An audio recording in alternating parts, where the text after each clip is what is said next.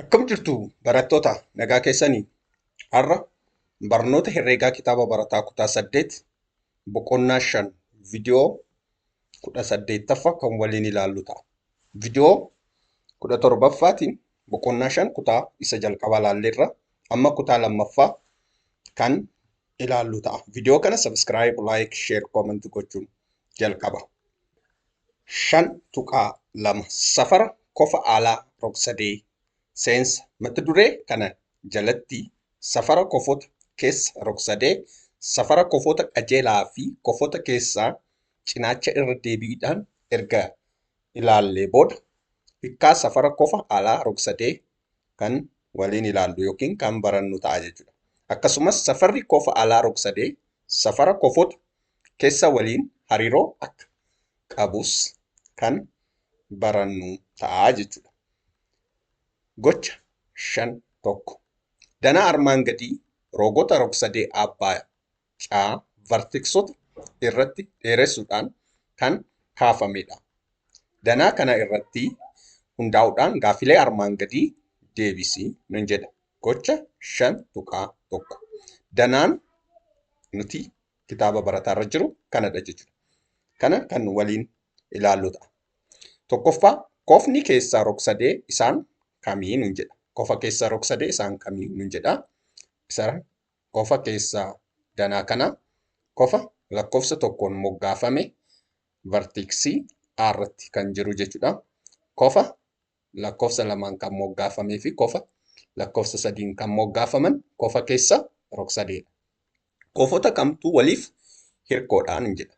Kofa hirkoo jechuun ida'amni kofoota yoo digirii 180 ta'e kofa hirkoo jedhamu jechuudha. Asirratti A fi kofa 5 A fi kofa 5 lakkoofsa 5 kofa moggaafamee jechuudha. Kofa alaa inni biraa A fi kofa 4 kofa ba'aa fi kofa 6 lakkoofsa 6 kan moggaafame. Kofa ba'aa fi kofa 7 ba'aa fi 7 maaliif sarara qajeelaadha. Ida'amni kofoota ba'aa fi 7 digirii 180 ta'a jechuudha. Kofa caa fi kofa lakkoofsa 8 moggaafamee jechuudha. Kofa caa fi kofa lakkoofsa 9 moggaafame. Kunniin kofoota waliif hirkoodha. Maaliif ida'amni isaanii digirii 180 waan ta'uuf jechuudha. Sadaffaa kofoota kamtuu kofoota alaa rog-sadeetiin hin jedha. Kofoota lakkoofsa 4 lakkoofsa 5 maaliif waliif duuba waan ta'aniif isaan maaliin isaan kofoota alaati. Lakkoofsa 6 kan moggaafame, lakkoofsa 7 kan moggaafame, lakkoofsa 8 fi lakkoofsa 9 kofoota moggaafaman kunniin kofoota alaa rog-sadichaati jechuudha. Afuraffaa tokko tokkoon varteksii rog-sadee abbaa caa irratti ida'amni safarri kofoota keessaa meeqa? 180 fi alaa tokko meeqa ta'an hin jedha. Ida'amni safarri kofoota keessaa rog-sadee abbaa caa varteksii baarraa yoo dhaabbannee ilaallu kofoota keessaa kofa lakkoofsa 1, lakkoofsa 2 fi lakkoofsa 3 moggaafaman kofoota keessaati. Kofoota keessaa rog-sadeeti. Fi ida'uu kofa alaa yookiin kofa lakkoofsa 6 moggaafame yookiin lakkoofsa 7 moggaafamee ida'uun ni danda'ama jechuudha. Dhibbaa fi digirii 180 ida'uu kofa alaa tokko ta'a jechuudha. Shanaffaa tokko tokko varteksii rog-sadee abbaa caa irratti kofoota alaa meeqatu argamu nun jedha. Varteksii A irratti kofoota alaa meeqatu argamu? 2. Lakkoofsa 4 kan moggaafamee fi lakkoofsa 5 kan moggaafame. Varteksii B irratti lakkoofsa 6 kan moggaafamee fi lakkoofsa 7 kan moggaafame. Kofoota alaa 2 argachuu ni dandeenya jechuudha. Jahaffaa tokko tokko varteksii rog-sadee abbaa caa irratti kofoota argaman keessaa kamtu kofoota waliin duuba ta'uu nun jedha. Walii duuba ta'uu asirratti kofa lakkoofsa 4 moggaafamee fi kofa lakkoofsa 5 moggaafame, kofa lakkoofsa 6 moggaafamee fi kofa lakkoofsa 7 moggaafame, kofa lakkoofsa 8 moggaafamee fi kofa lakkoofsa 9 moggaafame kofoota waliif duubaadha. Dabalataan kofa lakkoofsa 1 moggaafamee fi kofa A verteeksii A inni kunis qofa lakkoofsa lama moggaafamee fi qofa B, qofa lakkoofsa sadii moggaafamee fi qofa C'aanis qofota waliif duubaadha jechuudha. Hubadhu. Yoo rogni rog-sadee tokko verteeksii irraa dheereffamee qofoonni roga maddii isaatti argamu waliin uumamu qofa alaa rog-sadeecha ta'a. Kana jechuun maal jechuudha? Verteeksii yeroo dheeressinu qofti roga maddii isaatiin argamu waliin uumamu qofa alaa rog-sadicha ta'a jechuudha. Fakkii armaan gadii irratti yoo kana dheeressinu qofa keessaa lakkoofsa tokkoon moggaafamedha. Bifa kanaan sarara kana yeroo dheeressine qofa alaa 4 arganna. Sarara kana immoo yeroo dheeressine sarara yookiin roga A yoo dheeressine qofa lakkoofsa 5 moggaafame arganna. C'aadhaan moggaafame sarara immoo yoo dheeressine qofa alaa 4 arganna jechuudha. Qofa keessaa tokkodha. Qofa alaa immoo 4dha. Ida'amni kanneen lamaan meeqa ta'a? 180 ta'a jechuudha. Kana nun jechaa jira jechuudha. Qofa alaa rog-sadicha ta'a jedha. Qofa tokko verteeksii rog-sadee irratti qofootni keessaa fi qofoota alaa waliif hirkoodhaan jedha. Qofa tokko verteeksii rog-sadee irratti qofti keessaa fi qofti alaa waliif hirkoodha. Kana jechuun kana reefu qofa keessaa fi qofa alaa tokko waliif hirkoodha. Ida'amni isaanii 180dha jechuudha. Tokko verteeksii rog-sadee irratti qofa alaa lama kan safaramu. Safarri isaanii walqixa ta'ee fi waliif duuba ta'anitu jiru. Walqixa qofa alaa walqixa safarri isaanii walqixaa fi waliif duuba. 4 fi 5, 6 fi 7, 8 fi 9 walqixaas waliif duubaallee ta'uu jechuudha. Kana jechuu barbaadamiiti. Teeramii 5.2 teeramii qofa alaa rog-sadee. Rog-sadeen tokko keessatti safarri qofa alaa tokko ida'ama safara qofoota keessaa lama fuullee isaatiin jedha. Ida'amni safara qofa alaa tokko fakkeenyaaf qofa alaa asirratti daa yookiin yoo fudhanne safara qofa daa walqixa ida'ama safara qofa keessaa fuullee isaa qofa A xiqqaatiin fi B xiqqaatiin moggaafame jechuu isaati. Kan nu kenname rog-sadee abbaacaa safara qofoota keessaa fi safara qofoota alaa akka danaa armaan gaditti mul'ifame kanarratti kan mirkaneeffamu qofa daa walqixa qofa Eedha. Qofa daa walqixa qofa E. Qofa E fi qofa daa walqixa A ida'uu B. Kana jechuun fuullee qofa daa kan argannu qofa A xiqqaa fi qofa B xiqqaadha. Fuullee qofa S kan argannu qofa A xiqqaa fi qofa B xiqqaadha. Bifuma wal fakkaatuun qofa alaa faa fi walqixa qofa gaadha.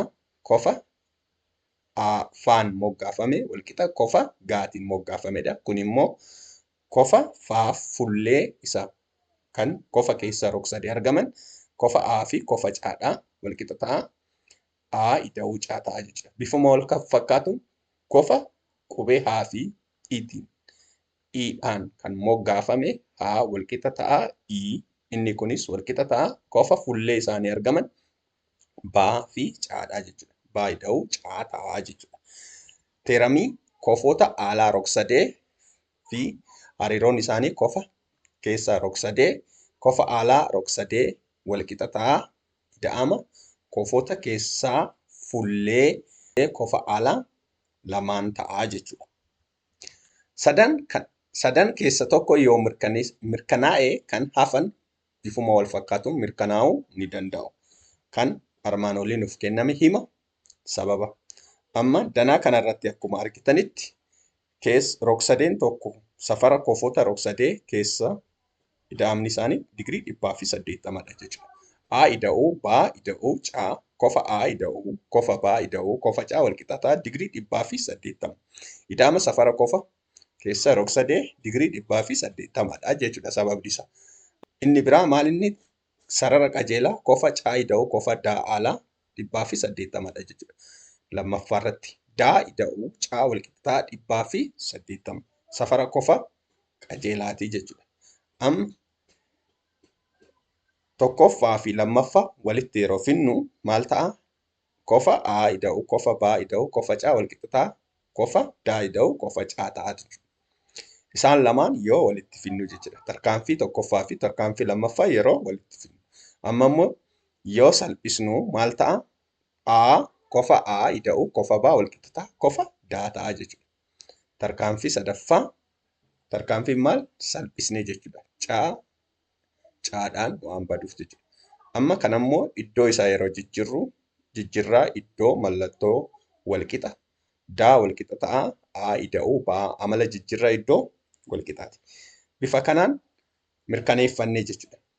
Asirratti kofa alaadaa walqixa ta'a ida'ama kofota fullee rog-sadee lamaan ta'a jechuudha. Kofota fullee kofa daatiif kofa A fi kofa baadhaa jechuudha. Kofa faatiif kofa A fi kofa caadhaa. Kofa haatiif kofa fullee isaa kan argamu kofa baa fi kofa caadhaa jechuudha. Adeemsa wal fakkaatuun faan kofa faa walqixa ta'a kofa A ida'u kofa caadhaa. Haaf kofa baa ida'u kofa caa ta'a jechuudha. Bifa kanaan mirkaneeffachuun danda'ameera jechuudha.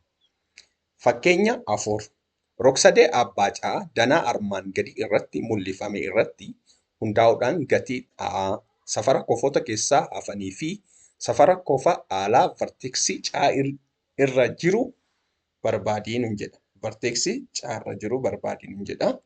Furmaata danaan isaa kunoo verteksii A irra digirii 70 nuuf kennameera. Verteksii B irra cuftuu keessatti 4 xaa ida'uu 12 digirii nuuf kennameera. Verteksii caa irratti kofa alaa nuuf kennameera. Cuftuu keessatti 10 xaa ida'uu 10 cuftuu kofa nuuf kennameera jechuudha.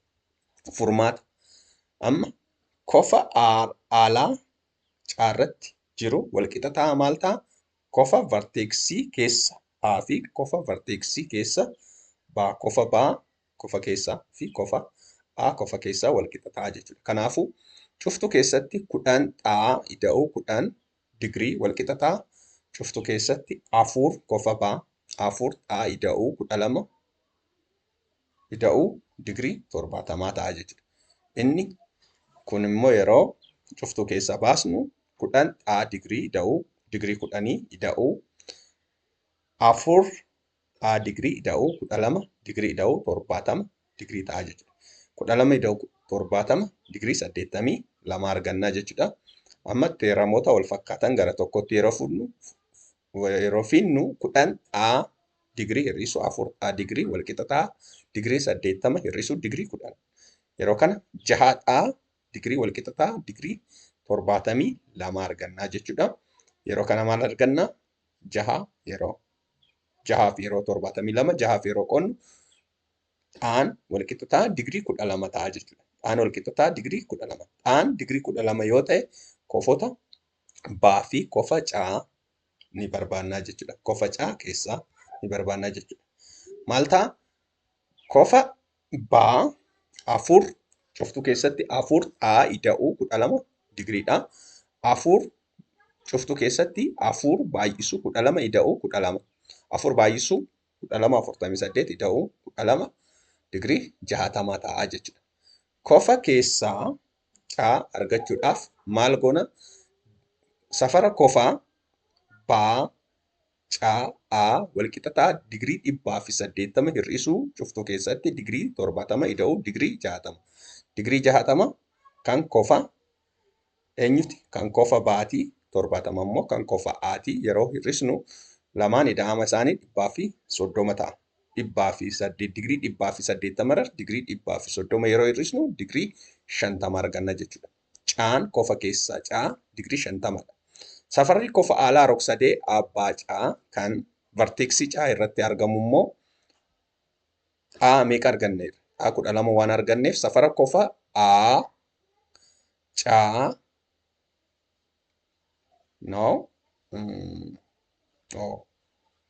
asirratti A caa daa ta'uu qaba. A caa daa ta'uu qaba walqixa ta'a asirratti kana galchina jechuudha. Yeroo kana maal ta'a? Cuftuu keessatti 10 ida'uu 10 digriidha. 10 baay'isuu 12 ida'uu 10. 10 baay'isuu 12 dhibbaa fi 20 ida'uu 10 dhibbaa fi 30 ta'a jechuudha. Kofa aalaa caa meeqa? Digirii dhibbaa fi 30 ta'a jechuudha. Gilgaala 5.2 rog-sadee daa faa keessatti safarri kofa daa si'a 3 safara kofa eeti nun jedha. Safarri kofa aalaa varteeksii faa irratti argamu digirii 100 yoo ta'e safarri kofa daa fi safara kofa barbaadii nun jedha. Gaaffiin afuraffaa rog-sadee daa faa kenname tokko keessatti yoo safarri kofa daa digirii 60 fi safarri kofa aalaa varteeksii faa digirii 130 irratti argamu ta'e safarri kofa barbaadii ni jedha. Safara kofa barbaadii ni jedha. Furmaata dana kana irratti dana daa faadha. Rog-sadee daa faadha. Gaaffii lammaffaatiif kan nuuf kenname daan safara kofa daa walqixa ta'a si'a 3 safara kofa eeti. Safara kofa faa isa aalaa jechuudha. Digirii 100 kun kofa aalaati. Kanaafuu safara kofa daa ida'uu safara kofa safara kofa daa ida'uu safara kofa walqixa ta'a digirii 100. Safara kofa daa si'a 3 safara kofa eeti. 3 baay'isuu safara kofa ida'uu safara kofa walqixa ta'a digirii 100 ta'a jechuudha. Yeroo kana maal arganna? 4 safara kofa walqixa ta'a safara kofa walqixa ta'a digirii 100. 4f yeroo hirru safara kofa 25 ta'a jechuudha. Safara kofa daa walqixa ta'a 3 baay'isuu safara kofa eeti. Safara kofa daa walqixa ta'a 3 baay'isuu digirii 25 walqixa ta'a digirii 75 ta'a jechuudha. Mirkaneeffameera jechuudha. Kanaafuu safara kofa daa ida'uu safara kofa walqixa ta'a digirii 100 yoo ta'u safara kofa daa digirii 75 ida'uu digirii safara kofa digirii 25 daamni 75 ida'uu 25 walqixa ta'a digirii 100 ta'a jechuudha. Gaaffii afuraffaa furmaatni isaa kan nuuf kenname rog-sadee daa faa nuuf kennameera.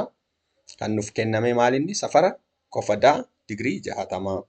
Safara kofa faa isa aalaa safara kofa aalaa digirii 100 fi 30. Safara kofa meeqa ta'a jedhee nu gaafata. Kanaafuu safara kofa daa ida'uu safara kofa walqixa ta'a safara kofa faa isa aalaa jechuudha. Safara kofa faa kan kofa aalaa. Kanaafuu digirii 60 ida'uu safara kofa walqixa ta'a digirii 100 fi 30. Safara kofa walqixa ta'a digirii 100 fi 30 hir'isuu digirii 60. Safara kofa walqixa ta'a digirii 70 ta'a jechuudha. Safara kofa digirii 70 ta'a jechuudha. Viidiyoo har'aa keenya asuma irratti xumurreerra. Viidiyoo itti aanutti hanga wal arginutti yeroo barnoota gaarii isiniif haa ta'u. Horra bulaa nagaaf naa ta'a.